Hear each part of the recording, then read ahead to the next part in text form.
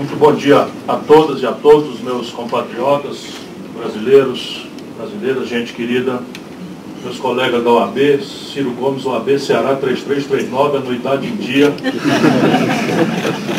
Eu quero cumprimentar, com muito prazer, embora rapidamente, aqui a mesa, na pessoa do Dr. Carlos Castro, nosso colega que preside essa comissão especial. Cumprimentar o que há de mais rico e sério no valor da mulher brasileira, na pessoa da doutora Ana Amélia Lemos, estimada amiga e grande representante do povo gaúcho e brasileiro.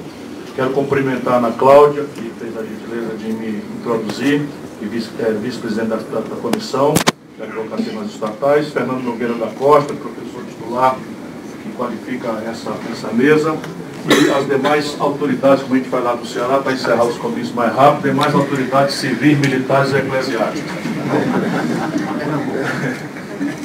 Falo-lhes por orientação da organização, por algo ao redor de 25 minutos, ao cabo dos quais, enfim, me submeto aí ao desdobramento do debate. E eu tenho para mim, aos 61, descambando por 62 anos de idade, já 40 anos de vida pública, que eu não tenho mais aceito convites para fazer discurso de sobremesa em nenhum ambiente. Eu acho que o meu papel, a essa altura já do caráter provecto chegando, é provocar um raciocínio, é provocar um pensar sobre o nosso país. E há razões muito eloquentes para isso. O Brasil, meu caro Carlos, está completando agora a pior década em matéria de desenvolvimento econômico, números gelados, dos últimos 120 anos. Se nós alargarmos um pouco o olhar, o Brasil, entre o ano 80, onde nós éramos mais de 5,3% do PIB global, e hoje, onde nós estamos em 2, fração do PIB, ou seja, temos metade da participação em números grossos do que tínhamos no ano 80, o Brasil, que crescia a taxas de 14% ou média de 7%, passa a crescer do ano 80 para cá 2,2% ao ano. Se nós lembrarmos que a nossa população cresce praticamente a mesma taxa, 1,7%, 1,8% ao ano no período, é possível, sem exagero retórico nenhum, afirmar que o Brasil, per capita, está parado. Como as nossas instituições de distribuição de renda são as piores do mundo organizado no que me dá a conhecer, o Brasil, na verdade, está em retrocesso socioeconômico absolutamente grave. Isso, então, nos pede um olhar que não pode mais ser aquilo que tem sido até o presente dia, e pelo menos hoje a minha contribuição será tentar que não seja mais um evento desse tipo. O Brasil não pode mais achar que o problema nacional, tão complexo e grave quanto esse, é problema de trocar Chico, Maria ou Pedro por Joaquim, José ou Francisco. Não é, acreditem meus compatriotas, o problema do Brasil é de modelagem de atividade, de estruturas de desenvolvimento econômico. E essa crise que nos apanha nos anos 80, ela nos apanha também num quadro internacional terrível, em que a simplificação neoliberal, que não é um palavrão, é um marco de economia política, praticamente não tem contradito no debate internacional ao longo dessas décadas. Vem ter agora, muito sofisticadamente, a partir da terrível e transcendental crise de 2008, que matou as ilusões, pelo menos entre os acadêmicos de boa-fé, entre os grandes operadores, os grandes tomadores de decisão do mundo, mas o Brasil segue com uma agenda retardatária, interditados às nossas reflexões, à nossa inteligência, volto a dizer, por paixões, ódios, simplificações grosseiras. Como eu tive a alegria de estar aqui um pouco antes do horário, abracei muitos de vossas mercês todas ali. Presidente da Associação dos Funcionários da empresa tal, chefe da Associação dos Funcionários da empresa. Cadê os antagônicos? Será que nós vamos falar para convertidos hoje de novo? Será que a gente não vai perceber que nós precisamos romper isto e estabelecer um diálogo? Diálogo supõe, pela própria etimologia da palavra, uma dualidade por menos. No Brasil, há de ser um auditório complexo. Porque se o mito simplificador neoliberal não responde o nosso drama, ele ganhou as eleições de forma esmagadora.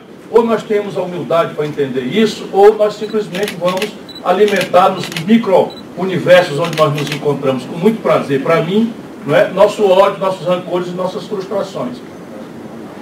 Trocar o método, não acreditar mais em culto à personalidade, seja de quem for, estabelecer uma reflexão teórica em linha com as melhores inteligências internacionais, refletir, ajudar o nosso povo, obrigar as elites e ajudar o nosso povo a entender o que de fato está em debate.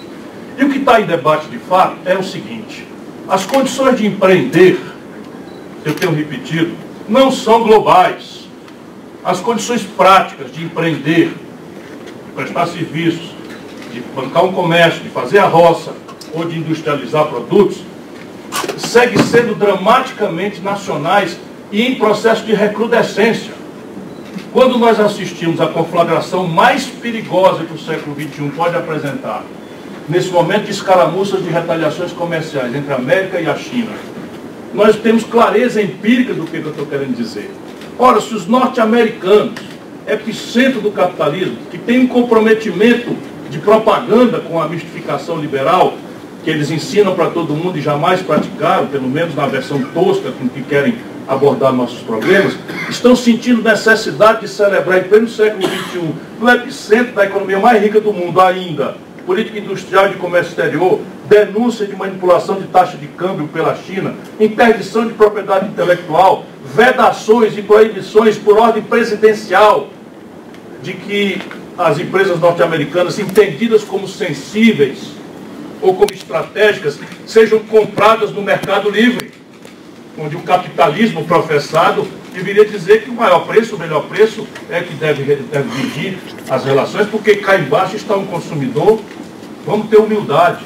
A quem se ensinou nos últimos 20 anos que ser feliz é acessar o bom, bonito e barato. Sem qualquer outra ordem de consideração, o mundo está optando por ser feliz no acesso consumista a um padrão de serviços e bens que deriva de condições de produzir, de empreender, absolutamente assimétricas em relação às condições práticas do Brasil. Por exemplo, a personalidade e o custo do capital. O Brasil desconta o duplicado aqui no Distrito Federal, aqui em Brasília, é 1,5% de juro ao mês. Se for bom cliente do Banco do Brasil, que está cobrando 282% de juros no crédito pessoal, ao ano nesse caso. O japonês desconta a mesma duplicata a 1,5% de juros ao ano. Se a competição for desintermediada e a simetria do ponto de vista do financiamento for de tal profundidade, essa competição não existe. Mas tem mais. Já mencionei, vou repetir, o domínio tecnológico hoje é central no ato de consumir. Nós optamos inconscientemente ou conscientemente pelo último estágio da evolução tecnológica. E o domínio tecnológico, cada vez mais protegido por leis draconianas, como a pior do mundo que eu conheço, a brasileira, introduzidos entre nós no governo Fernando Henrique Cardoso, a propriedade intelectual faz com que a assimetria competitiva em matéria de maturidade tecnológica seja mortal e insuperável. Na média, o Brasil está numa terceira geração de defasagem em relação à ponta mundial. Essa sala tem mais celular do que gente. Nenhum deles vai saber fazer. 80% dos carros, do valor econômico de um carro montado no ABC de São Paulo ou em Betim, Minas Gerais, vem do estrangeiro. Toda a química fina, todos os meios de diagnóstico médico, toda a informática, enfim, embarcada em caixa eletrônico ou nos computadores, tudo de fora. Não há nada ótico no Brasil, made in Brasil, nada, absolutamente nada. E se alimenta a ilusão no Brasil de que nós vamos pagar por esse modo avançado de consumo que nossa sociedade conhece pela televisão, pelos jornais, pela internet, com soja, milho, minério de ferro bruto e petróleo bruto. Essa conta não fecha. E isso explica o nosso stop and go e remotamente a nossa estagnação econômica. Aí vem a questão das estatais. Privatização é uma aberração, é um crime? Lamento lhes dizer, não é. Privatização é a salvação da lavoura? Lamento lhe dizer, também não é. Privatização é uma ferramenta, ao lado de outras tantas ferramentas que a inteligência do ser humano utiliza, conforme a conveniência lúcida de uma percepção estratégica de que país nós somos e que país queremos ser.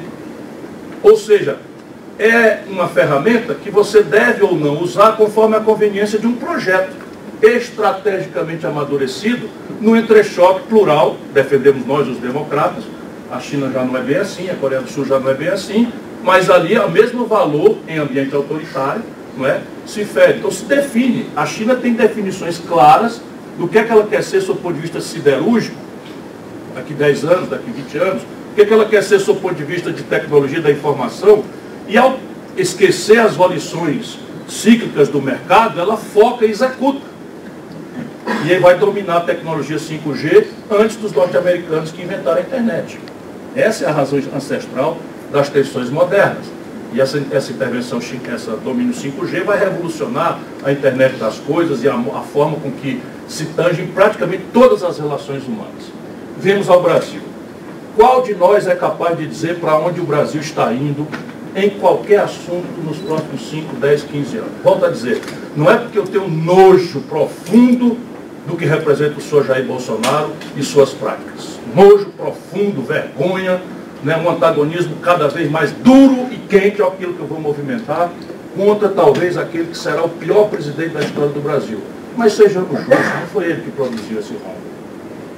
Ele está sendo apenas incapaz de equacioná-lo e está agravando.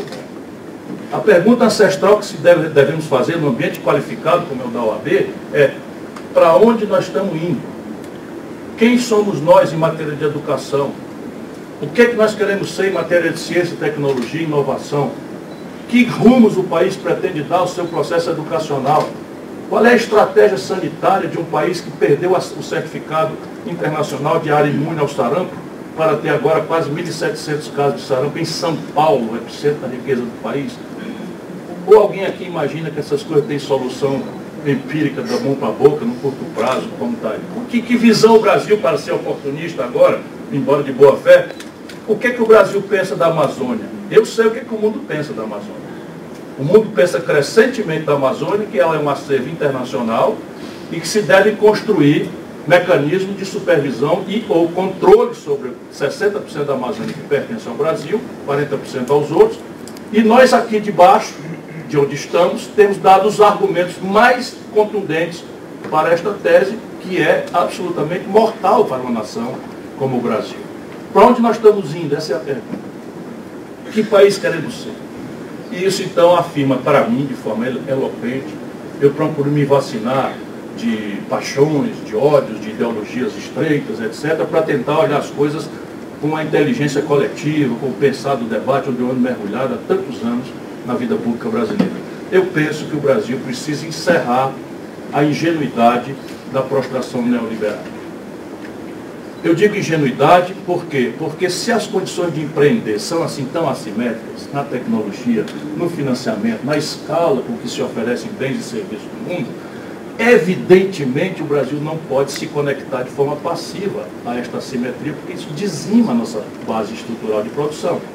Os números são muito eloquentes para a gente.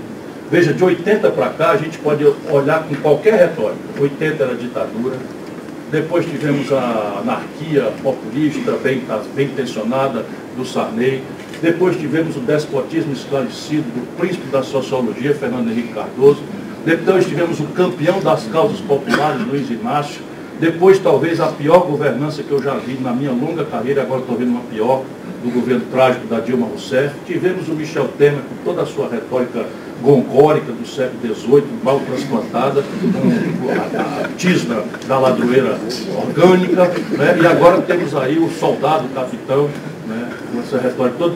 Uma coisa tão diferente da outra e a matriz é a mesma. O Brasil representava 30% da nossa riqueza, era industrial. Hoje, o Brasil tem 11% da sua riqueza industrial e nós vamos acabar de liquidar. E é completamente ilusória, vou repetir, a ideia de que sem uma cadeia produtiva complexa, que agregue valor na estrutura industrial, nos serviços pós-industriais de alta relevância, que a gente vai sustentar numa menor chance de, volta a dizer, minério de ferro bruto, soja bruta, milho bruto, por mais força que o campo brasileiro tem, que a mineração brasileira tem, essa conta não fecha. Essa conta não fecha. Então, projeto significa que nós temos que nos dar a tarefa agora complicada de planejar o Brasil, de orientar, estabelecer metas, programas, avaliação, controle, supervisão, prêmios, punições, obviedades que o mundo inteiro pratica, pouco importa a retórica. Nacional, por tudo quanto nós já demonstramos, e é dispensável na qualidade desse auditório, falar em soberania e autodeterminação de um país como o nosso. E por terceiro, desenvolvimento, por quê? Porque se o Brasil permanecer com os números socioeconômicos que nós temos, a barbárie será o nosso conselheiro. Porque, repare bem, hoje amanhecemos todos botando as nossas gravatas para vir até aqui, nesse encontro esperançoso, importante. 14 milhões de brasileiros amanheceram desempregados.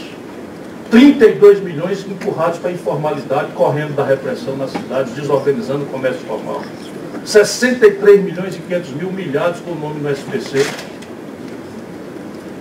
Isto não é número trivial. 61 mil mulheres, minha cara Ana Amélia, tiveram registrado oficialmente que foram estupradas no Brasil nos últimos 12 meses, oficialmente levantados. 61 mil mães, irmãs nossas mulheres, para a gente não ficar atrás do número gelado, para mostrar a barbárie. Todos os especialistas, repito, dizem que esse é um número muito gravemente subnotificado, porque nós que somos operadores do direito sabemos que é uma brutal desconfiança justa das mulheres no ir na polícia. Elas se consideram meio que vítimas, né, de uma discriminação, de uma desinteligência, quando não culpadas de terem sido vítimas, porque pintaram a boca de uma cor ou vestiram uma roupa do jeito que lhe aprovou.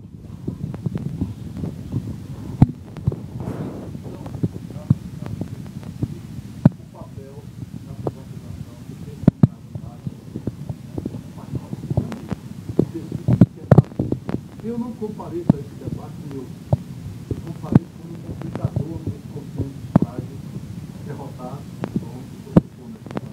nós, né? Foi derrotado nesse ideário, por todos quantos eu conversei. Portanto, estamos parecendo, na palavra do nosso presidente, né, que estamos nos insurgindo, e eu estou, de fato, muito agressivamente me insurgindo contra essa lista displicente com que se põem coisas aí da sorte estratégica do Brasil na bacia das almas para ser vendido numa hora. E aqui nós temos que refletir algumas questões. Por exemplo, a defesa corporativa, estrito senso, não tem audiência no nosso povo.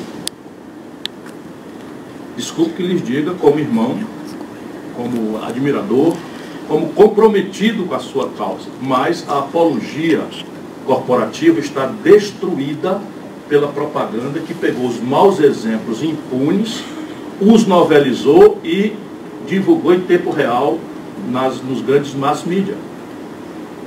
Então, aquilo que aconteceu nos Correios, um cidadão recebeu um saco de dinheiro em cima da mesa com um filme, aquilo é devastador. O que aconteceu recentemente na Petrobras não dá para esconder atrás de um slogan, por mais solidariedade que a gente tenha a quem está preso, etc. Pode ter a solidariedade que quiser, mas se nós quisermos pensar no Brasil, a Petrobras hoje está no momento mais frágil do seu patrocínio ante a opinião pública brasileira, embora remaneça tal a força, né, da Petrobras, ainda remaneça uma maioria de opinião contra a sua privatização. Mas ao se privatizarem, como acabaram de fazer, de forma criminosa, a logística, né, os dutos do Sudeste, do Sul, do Norte e do Nordeste,